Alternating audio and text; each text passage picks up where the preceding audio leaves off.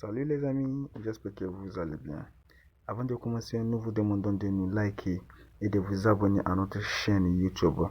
Et surtout, n'oubliez pas d'activer la cloche de notification pour ne pas rater nos prochaines vidéos. Allez, let's go. Les Africains ont décidé de réfléchir par eux-mêmes, sans être complotistes, sans être victimistes, sur ce qui se passe dans cette zone du Sahel, dans cette guerre au Mali, au Niger, au Burkina Faso. On peut quand même décemment se poser quelques questions essentielles sur la sincérité des alliés. D'abord celle de savoir comment dans ce vaste désert, sans port maritime, sans aéroport, sans piste d'atterrissage important, on peut se procurer, en toute discrétion, à l'insu de tous les drones et de tout le dispositif de sécurité occidentale, 5 000 à 10 000 motos neuves, ni vues ni connues. Dans n'importe quel port du monde entier, reconnaissez qu'un tel volume d'engins ne passe pas inaperçu. Il nécessite un vrai dispositif pour l'acheminer. Comment expliquer que ces 5 000 à 10 000 motos puissent entrer en toute discrétion, sans être vues de personne, dans le désert et être mises à la disposition de jeunes nationaux désœuvrés dans les villages? Toujours sans que cela ne soit su.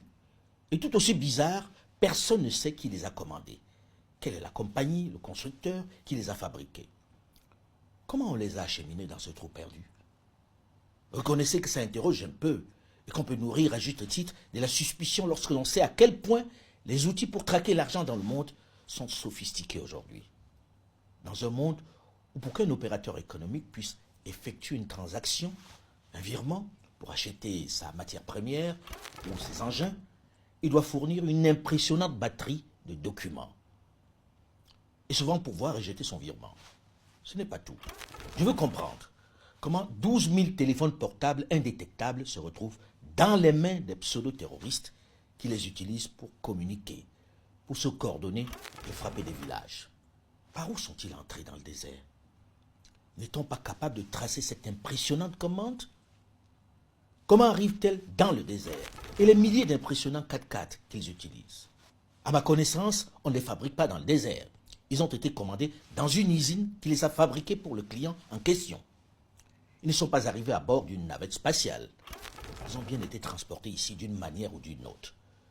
Je me pose juste des questions, qui sont celles de nombreux Maliens que l'on identifie dans certaines capitales comme des complotistes ou des illuminés. À supposer que ces engins ne consomment que 2 litres de carburant par jour.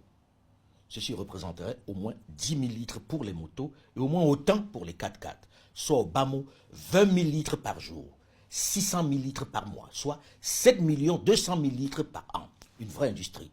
D'où vient ce précieux carburant invisible dans le désert où on ne dénombre pas de raffineries ou d'importantes stations-service? Qui livre ce pétrole? Je vous épargne la question des pièces de rechange des engins. Et vous constaterez que nous n'avons pas encore parlé des dizaines de milliers d'armes qui ne poussent pas dans le désert, ou encore du salaire de ces terroristes insaisissables qui doivent nourrir leurs familles en commettant des exactions sur les populations civiles. Vous conviendrez avec moi que la seule porte de la Libye ne peut pas être celle de l'entrée de tout cet arsenal et de tout ce dispositif, non. Alors vous pouvez comprendre pourquoi les autorités maliennes dénoncent, pointent chaque jour du doigt la complicité de certaines grandes nations, mais également de certains voisins du Nord notamment. Et si c'est vrai, les puissances occidentales avaient réellement été mues par une volonté sincère de mettre un terme à ce trafic, elles auraient simplement pu tracer, comme elles savent le faire, avec leurs impressionnants dispositifs de contrôle, les fonds qui financent cette nébuleuse. C'est bizarre, cette question semble ne pas être à l'ordre du jour dans la stratégie de lutte contre le terrorisme au